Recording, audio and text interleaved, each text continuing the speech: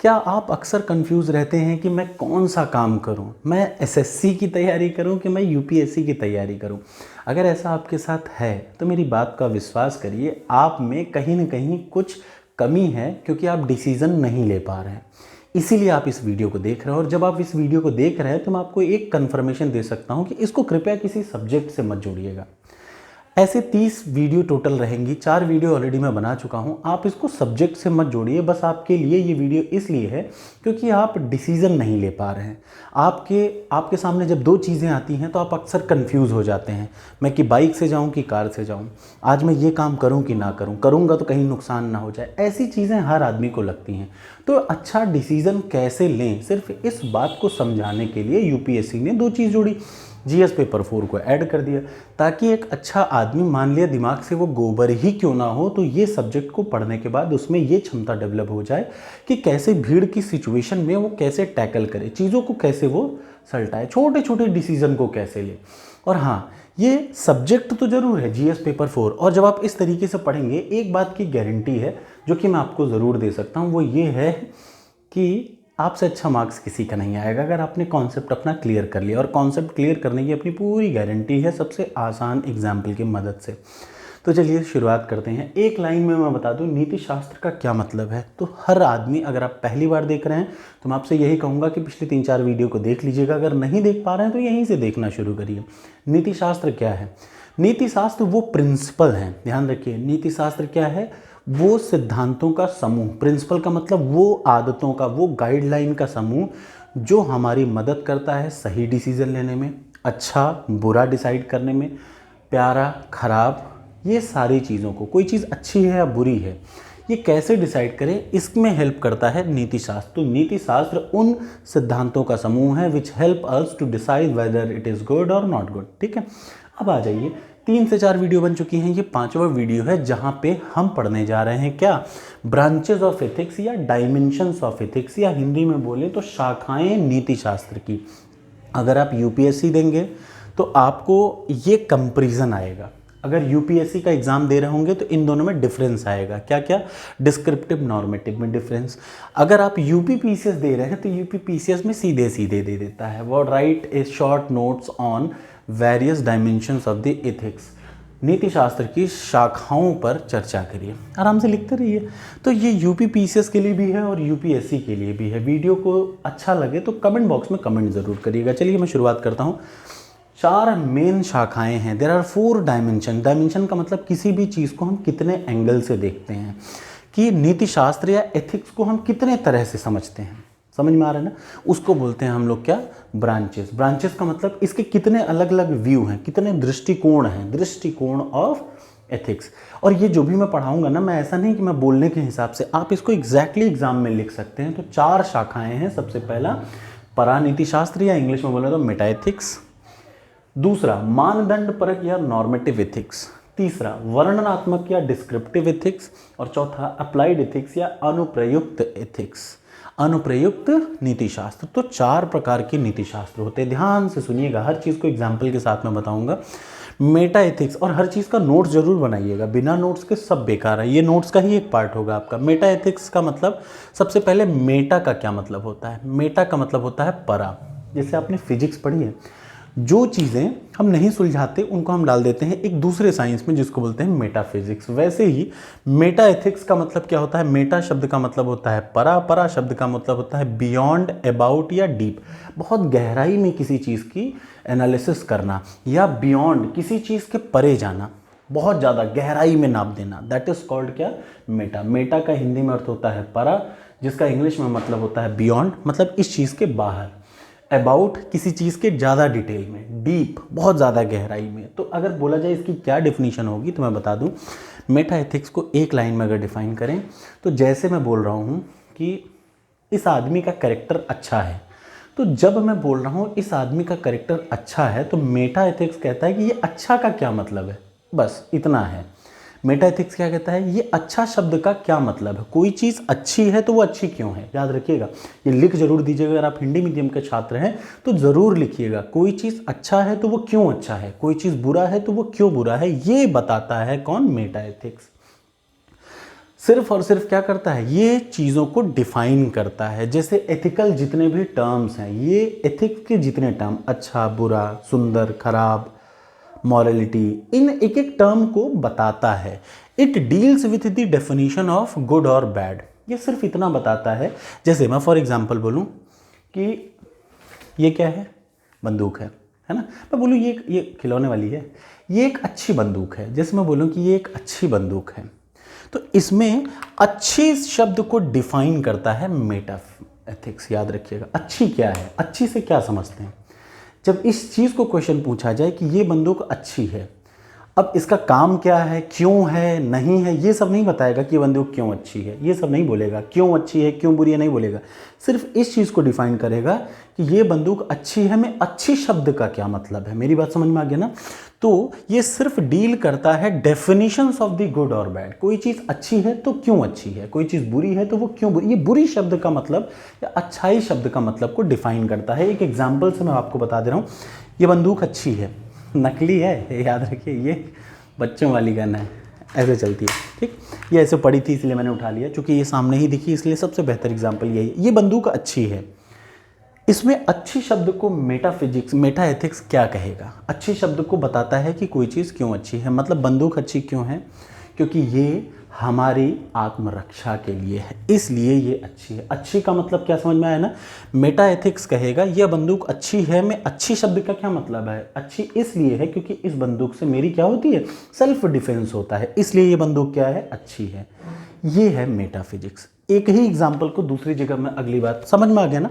कुल मिला के मेटाफिजिक्स का एक मतलब होता है जितनी डेफिनेशन है, एथिक्स की जितनी डेफिनेशन है उनका अध्ययन करना। जैसे डेफिनेशन का मतलब पर्टिकुलर टर्म्स, एथिक्स के जितने टर्म्स हैं, एथिक्स के जितने टर्म हैं, अच्छा बुरा, मॉरलिटी, कैरेक्टर अच्छा है बुरा है, ये सारी चीज़ों को डिफाइन करना। तो definition of the all terms of the ethics, ethics के सभी टर्म्स की डेफिनेशन बताना क्या काम है, मेटा एथिक्स का। एग्जाम्पल मैं आपको बता चुका हूँ, ठीक। जैसे किसी का कैरेक्टर अच्छा है, तो ये अच्छा शब्द का क्या मतलब होता है।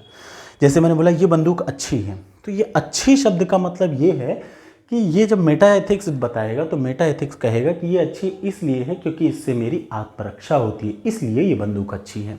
चलिए अगला आ जाइए, समझ में आ गया, यस और नो कमेंट बॉक्स में कमेंट करिए। आसान भाषा में बताने की कोशिश कर रहा हूँ, अच्छा लगे तो ज़रूर बताइएगा। दूसरा आ जाइए नॉर्मेटिव या प्रिस्क्रिप्टिव। ध्यान से देखिए, नॉर्मेटिव का मतलब नॉर्म, नॉर्म का मतलब क्या, नॉर्म का मतलब होता है मानदंड, नॉर्म का मतलब क्या, सिद्धांत, ठीक। नॉर्म का मतलब हमने कोई एक नॉर्म बना दिया कि बाबा ऐसे ही काम करना है, इसी तरीके से काम करना है, तो एक हमने क्या ऑर्डर बना दिया, नॉर्म्स बना दिया, तो नॉर्मेटिव। इसका मतलब ये क्या है, it is the collection of set of norms. Norms का मतलब क्या, मानदंड जो हम लोग सेट करते हैं। तो ये क्या है, नॉर्मेटिव का मतलब समझ में आ गया। नॉर्मेटिव शब्द बना हुआ है नॉर्म से, नॉर्म का मतलब होता है मानदंड, मानदंड का मतलब जो नॉर्म हम अपने लिए सेट करते हैं। या फिर जैसे नॉर्मेटिव का दूसरा अर्थ प्रिस्क्रिप्टिव भी होता है। प्रिस्क्रिप्टिव मतलब प्रेस्क्राइब करना। जैसे डॉक्टर के पास जाइए, बताइए मुझे ये बीमारी है, तो वो आपको प्रिस्क्रिप्शन लिख के देगा जिसमें आपको बताएगा आपको ऐसे ऐसे करना चाहिए, बस इतना याद रखिए। नॉर्मेटिव का मतलब प्रिस्क्रिप्टिव, हिंदी में मानदंड परक। प्रिस्क्रिप्टिव का मतलब एक लाइन में डॉक्टर जब किसी मरीज को देखता है तो क्या बोलता है, डॉक्टर बोलता है कि देखिए आपके लिए मैं प्रिस्क्रिप्शन लिख दे रहा हूँ, पर्ची लिख दे रहा हूँ। उस पर्ची में क्या प्रिस्क्रिप्शन लिखता है कि सुबह उठना है, शाम को नहीं, आपको क्या करना है ये बताता है डॉक्टर। ठीक वैसे ही यहाँ वाला अपना नॉर्मेटिव जो एथिक्स है वो हमें बताता है कि हमें करना क्या है। ये वो नॉर्म्स है, वो सिद्धांतों का कलेक्शन है जो हमें बताता है कैसे एक्ट करें, किसी घटना पे, किसी सिचुएशन पे हम कैसे एक्ट करें, कोई घटना सही है कि नहीं सही है, और सही है तो कैसे सही है। याद रखिएगा क्या किया जाना चाहिए, किसी सिचुएशन में क्या किया जाना चाहिए, बस एक लाइन में याद रखिए कि किसी सिचुएशन में क्या किया जाना चाहिए, व्हाट शुड बी डन, ये पूछता है नॉर्मेटिव एथिक्स। तो नॉर्मेटिव एथिक्स का मतलब ऐसा समझिए, बहुत सारे अलग अलग थे, जैसे अरस्तु थे, एरिस्टोटल थे, ठीक है, सोक्रेटिस थे, महात्मा गांधी थे, विवेकानंद थे, सब ने अपनी अपनी राय दी, इस सिचुएशन में ऐसा करना सही है, ये चीज़ ऐसे करनी चाहिए। तो ये जितने कायदे बनाए ना लोगों ने, ये सारी चीज़ें आ गई नॉर्मेटिव एथिक्स में। इसीलिए एथिक्स का सबसे इंपॉर्टेंट पार्ट यही है, याद रखिएगा। क्यों? क्योंकि मानदंड परख हमें ये बताता है कि हमें करना क्या है। गांधी जी ने बताया कि हमें क्या करना चाहिए। और किसने बताया? विवेकानंद जी ने बताया कि हमें क्या करना चाहिए। गीता में निष्काम, एग्जाम्पल देखिए, निष्काम कर्म, निष्काम कर्म, गीता ने हमें ये बताया कि हमें क्या करना चाहिए, निष्काम कर्म करना चाहिए। तो इसका मतलब what should be done, it will tell normative ethics. Clear हो गया? एग्जाम्पल जो मैंने सेम लिया था, ये बंदूक अच्छी है, ये मैंने पहले वाले में लिखा था ना, यहाँ भी मैंने लिखा यार ये बंदूक अच्छी है। तो अब इसको नॉर्मेटिव एथिक्स कैसे दिखेगा, देखिए ध्यान से सुनिए। ये बंदूक अच्छी है, जब मेटा एथिक्स देख रहा था तो वो क्या कह रहा था, ये अच्छी शब्द को उसने बताया कि ये अच्छी, जब मैं कह रहा हूँ तो अच्छी का मतलब होता है ये हमारे सेल्फ डिफेंस के लिए है। लेकिन नॉर्मेटिव एथिक्स क्या कहेगा कि ये it is a good gun. It is a good gun का मतलब क्या, मॉरली गन अच्छी चीज़ है क्या? बंदूक रखना मॉरली अच्छी चीज़ है? यहाँ पे अच्छी शब्द को नहीं डिफाइन कर रहा है, यहाँ क्या कह रहा है, बंदूक रखना चाहिए कि नहीं रखना चाहिए। ऑब्वियसली यह आपको बताना है। ये बताता है कौन, मानदंड परक या नॉर्मेटिव, की बंदूक यार रखना अच्छी चीज़ है कि नहीं अच्छी चीज़ है। ये बताता है कौन, नॉर्मेटिव एथिक्स। इसमें अच्छी शब्द को डिफाइन करता है कौन, मेटा एथिक्स। क्लियर हो गया? अब आ जाइए अगला। आई होप कि क्लियर हो रहा हो, नहीं तो आप फिर से बताइएगा, मैं फिर से वीडियो बना दूंगा, लेकिन इससे आसान तरीके से शायद आप समझ पाएँ। जैसे ये सारा कायदों का संकलन है। हिंदी में अगर समझा जाए तो ये सिर्फ क्या बताता है, हमें क्या करना चाहिए। गीता हमें क्या बताती है, निष्काम काम कर्म करना चाहिए। निष्काम कर्म, बिना इच्छा के कर्म करना चाहिए, बिना फल प्राप्ति इच्छा के कर्म करिए, ये निष्काम कर्म है। ये कायदों को कौन बताता है? प्रिस्क्रिप्शन का मतलब डॉक्टर जैसे यार तुमको सलाह देता है, सलाहकारी, बाबा ऐसा राय देना, ये राय देने का काम है नॉर्मेटिव एथिक्स का। नेक्स्ट आ जाइए डिस्क्रिप्टिव एथिक्स या फिर वर्णनात्मक एथिक्स। वर्णनात्मक क्या है? देखिए मैंने बता दिया यार, देखो गांधी जी ने बता दिया कि अहिंसा परमो धर्म, अहिंसा ही सबसे बड़ी परम धर्म है, ठीक। या फिर कोई भी चीज़ जैसे ज्ञान दे देना, ज्ञान देना है क्या, ज्ञान देना या सिद्धांत बता देना है नॉर्मेटिव एथिक्स। लेकिन तुम मुझे ज्ञान, आप मुझे ज्ञान दीजिए, अबे ऐसा मैं आपको रोज़ ज्ञान दे रहा हूँ ना कि यार 5 घंटे पढ़ना चाहिए, लेकिन ये बताइए आप में से क्या सभी लोग उसको 5 घंटे पढ़ पा रहे हैं? नहीं पढ़ पा रहे हैं ना। इसका मतलब तब अगली चीज़ आ जाती है डिस्क्रिप्टिव एथिक्स या फिर कंपैरेटिव। क्यों कहते हैं ये बताऊंगा। डिस्क्रिप्टिव का मतलब ज्ञान देना ठीक है, लेकिन ज्ञान को जब प्रैक्टिकली एक आम आदमी खुद पे अप्लाई करता है, याद रखिए study of people believe about morality, आम आदमी इस ज्ञान के बारे में क्या सोचता है, या अगर कहा जाए लोगों की मान्यताओं का अध्ययन है ये। याद रखिएगा ये एक लाइन में, it is the study of people believe, लोगों की मान्यताओं का अध्ययन है क्या, डिस्क्रिप्टिव। जो जैसे है लोग का ये मानना है तो इसको बोलते हैं डिस्क्राइब कर देना। सिर्फ डिस्क्रिप्टिव, डिस्क्रिप्टिव का मतलब लोगों का, अब देखिए ध्यान से सुनिए, लोगों की मान्यताओं का अध्ययन है डिस्क्रिप्टिव, साफ साफ बिना किसी दिमाग के। अगर बोला जाए study of people believe about morality, या लोगों की मान्यताओं का अध्ययन है। एग्जाम्पल सती प्रथा, देख रहे हैं ना, सती प्रथा नैतिक है या नहीं है, समझ में आ रहा है कि नहीं। जब इसको आम आदमी ने अपने पे अपनाया तो हमने देखा कि प्राचीन काल में, अब ऐसे तो हम बोल नहीं सकते कि सती प्रथा अच्छी है कि नहीं बुरी, हम ऐसे बोलेंगे कि पहले के टाइम पे सती प्रथा को लोग अच्छा मानते थे, लेकिन जब राजा राम मोहन राय साहब ने लोगों का दृष्टिकोण चेंज कर दिया तो सती प्रथा को लोग बुरा मानने लगे कि नहीं सती प्रथा एक गंदी चीज़ है। इसका मतलब याद रखिएगा डिस्क्रिप्टिव एथिक्स में हमेशा हम कंपैरिजन करते हैं। पहले क्या होता था, सती प्रथा अच्छी थी, लेकिन समय जब बीता तो सती प्रथा वही लोग वही थे, ऐसा नहीं कि लोग बदल गए। देखिए पहले के लोग उस समय राजा राम मोहन राय के पहले जो समाज था उनके हिसाब से सती प्रथा अच्छी चीज़ थी, लेकिन उन्होंने जब उनका परिवर्तन कर दिया, दिमाग माइंडसेट चेंज कर दिया, तो वही सती प्रथा गलत हो गई। इसका मतलब यहाँ पे कंपैरिजन हमेशा होगा। याद रखिए लोगों की मान्यता, अबे लोगों की मान्यता तो बदलती रहती है ना भाई। आज मान्यता है, 10 साल पहले लोग ट्रिपल तलाक को कहते तो नहीं सही है, लेकिन आज मान्यता बदलनी पड़ गई। अब चाहे जैसी भी बदलिए लेकिन बदलनी पड़ गई ना कि ट्रिपल तलाक नहीं अच्छा है। तो ये बोलते हैं लोगों की मान्यताओं का अध्ययन है क्या, डिस्क्रिप्टिव एनालिसिस। एक लाइन में लिखना, जबरदस्ती का एग्जाम में नहीं लिखना चाहिए। अगली चीज़ आ जाइए अप्लाइड एथिक्स। अब यहाँ तक ये जो भी कायदा हम पढ़ रहे हैं इसको अगर प्रैक्टिकल रूप में अप्लाई कर दीजिए, इसका मतलब नीति शास्त्रों के सिद्धांतों को लागू करना। जैसे कायदा हम बहुत बताते हैं, साईं मैं आपको पढ़ा रहा हूँ कि यार 5 घंटे पढ़ना चाहिए, अब क्या वो लागू हो पा रहा है? उसको जब हम अलग अलग सेंस में लागू करेंगे, नीति शास्त्र के सिद्धांतों को रियलिटी में लागू करना। जैसे एक प्राइवेट कंपनी में एथिक्स क्या काम करती है, तो ethics of public enterprise, ethics of private enterprise. Environment का अपना अलग एथिक्स होगा, तो याद रखिए एनवायरमेंटल एथिक्स, ठीक। Ethics in public sector, ethics in private sector, हर चीज़ का एथिक्स। हॉस्पिटल के अपने एथिक्स का मतलब आपको फिर बता दूं एक क्लास पर, एथिक्स का मतलब हमारी आसपास की सोसाइटी या हमारा संगठन हमसे क्या चाहता है।